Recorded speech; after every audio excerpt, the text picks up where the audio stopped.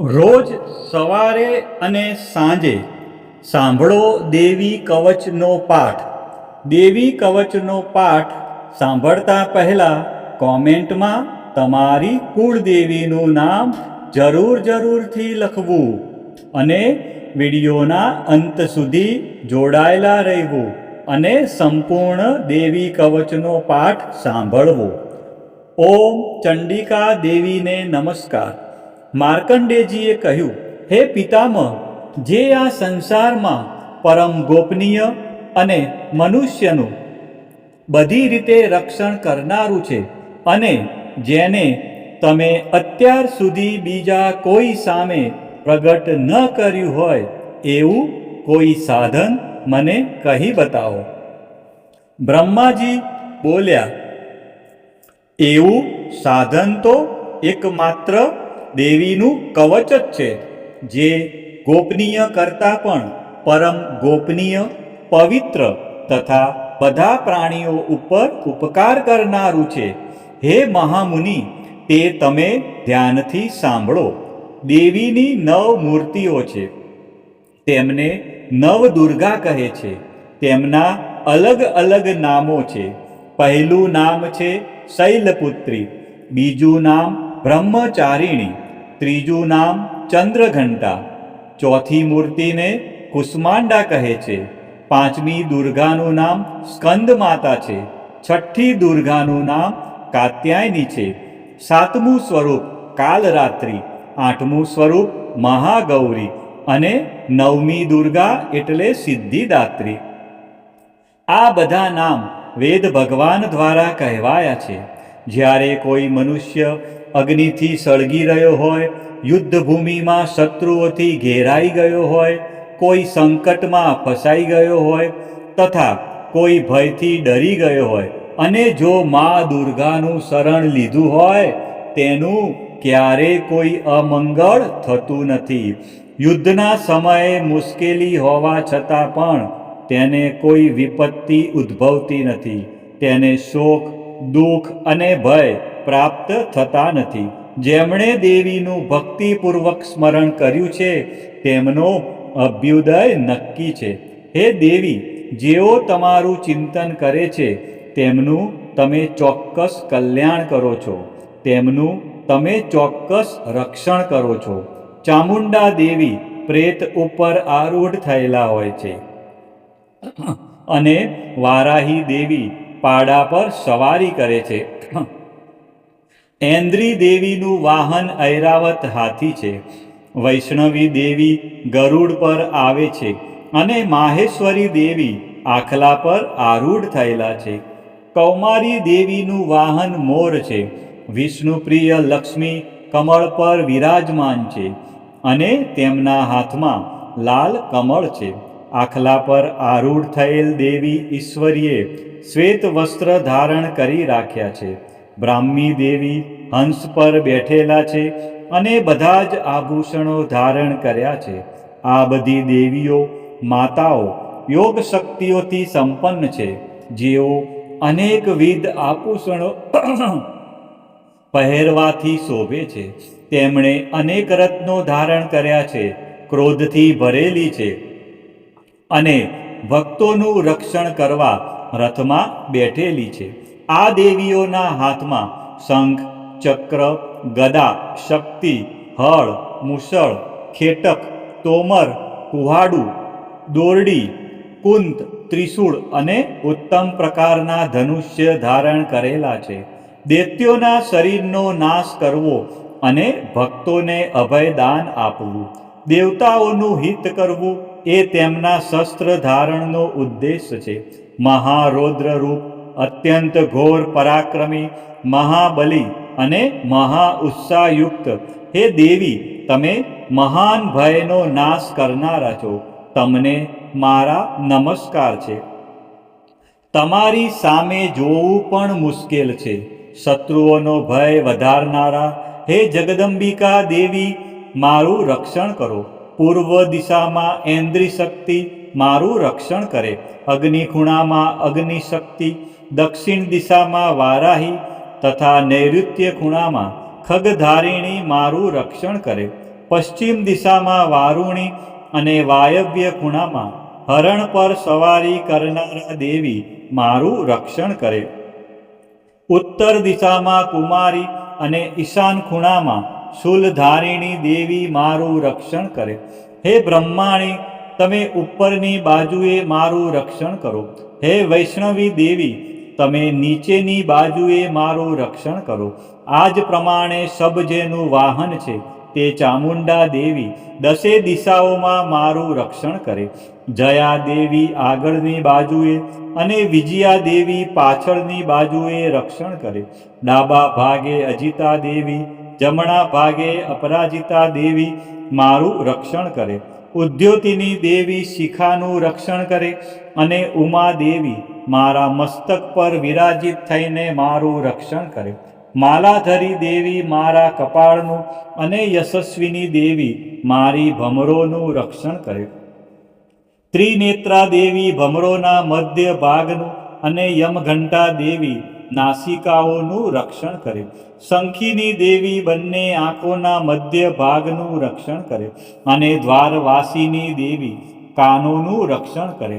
કાલિકા દેવી ગાલોનું તથા સાંકરી દેવી કાનોના મૂળ ભાગોની રક્ષા કરે. સુગંધા દેવી નાસિકાઓની અને ચર્ચિકા દેવી ઉપરના હોઠનું રક્ષણ કરે. અમૃતકલા દેવી નીચેના હોઠનું અને સરસ્વતી દેવી જીભનું રક્ષણ કરે. કૌમારી દેવી મારા દાંતોનું અને ચંડિકા દેવી કંઠ ભાગનું રક્ષણ કરે. ચિત્રઘંટા દેવી ગળાની ઘંટિકાનું અને મહામાયા દેવી તાળવાનું રક્ષણ કરે. કામાક્ષી દેવી દાઢીનું અને સર્વમંગલા દેવી મારી વાણીનું રક્ષણ કરે. નીલગ્રીવા દેવી કંઠના બહારના ભાગનું અને અન્ન નલિકાનું કૌબેરી દેવી રક્ષણ કરે. ખગીની દેવી બંને ખભાઓનું અને વ્રજધારિણી દેવી મારા બંને બાહુઓનું રક્ષણ કરે. દંડીની દેવી બંને હાથોનું અને અંબિકા દેવી આંગળીઓનું રક્ષણ કરે. સુલેશ્વરી દેવી નખોનું રક્ષણ કરે અને કુલેશ્વરી દેવી કોખ અને પેટનું રક્ષણ કરે. મહાદેવી બંને સ્તનોનું અને શોક વિનાશીની મનનું રક્ષણ કરે. લલિતા દેવી હૃદયનું અને શૂલધારિણી દેવી ઉદરનું રક્ષણ કરે.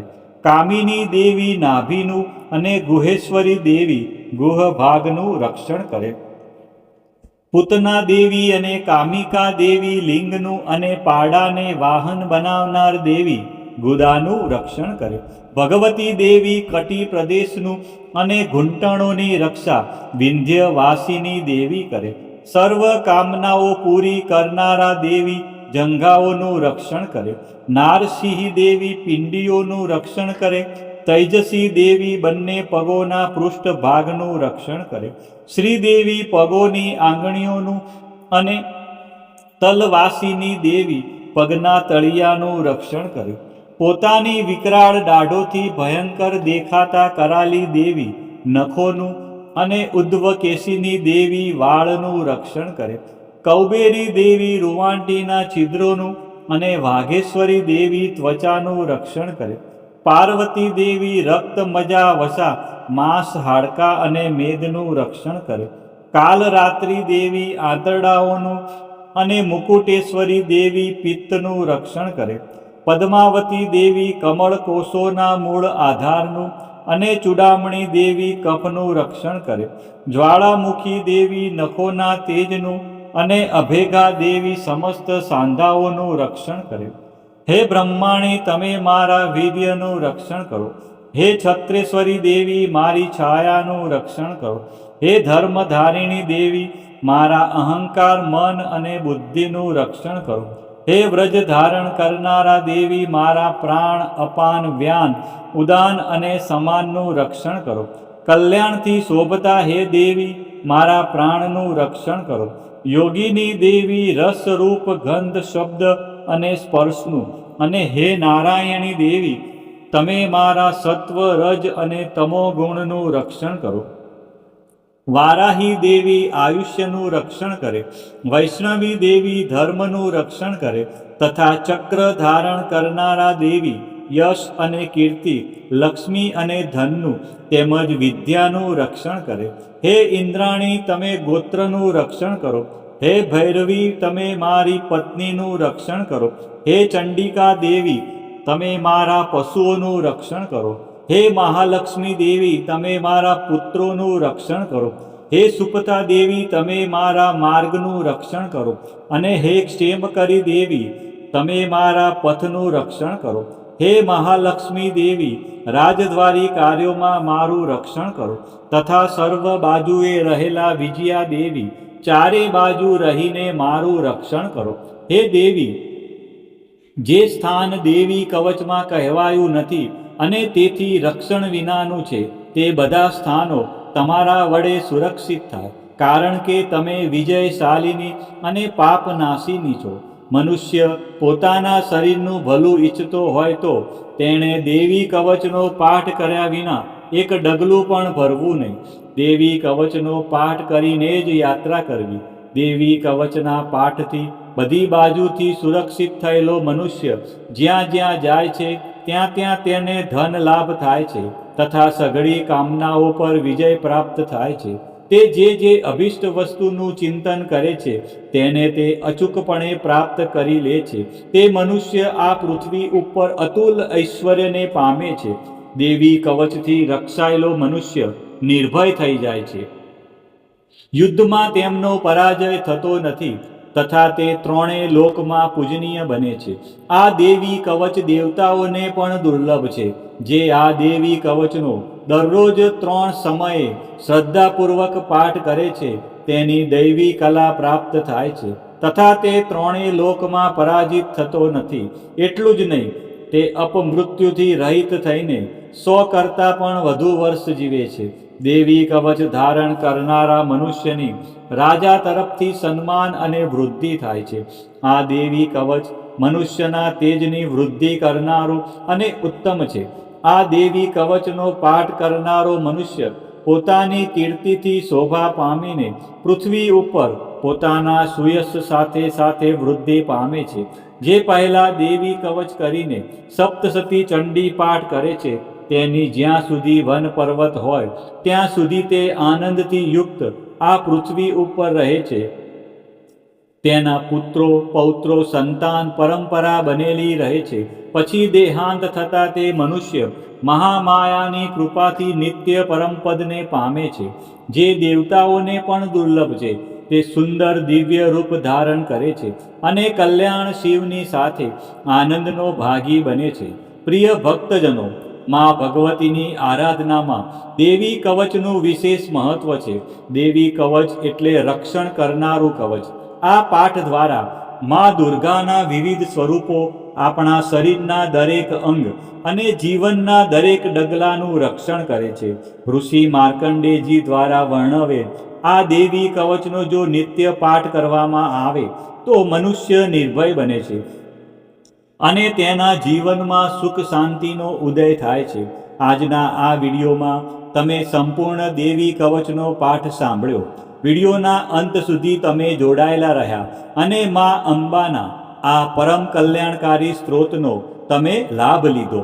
બોલો શ્રી અંબે માત કી જય, ચામુંડા માત કી જય, ખોડિયાર માત કી જય, ઉમિયા માત કી જય, મહાકાળી માત કી જય, બહુચર માત કી જય, 64 જોગણી માત કી જય, વારાહી માત કી જય.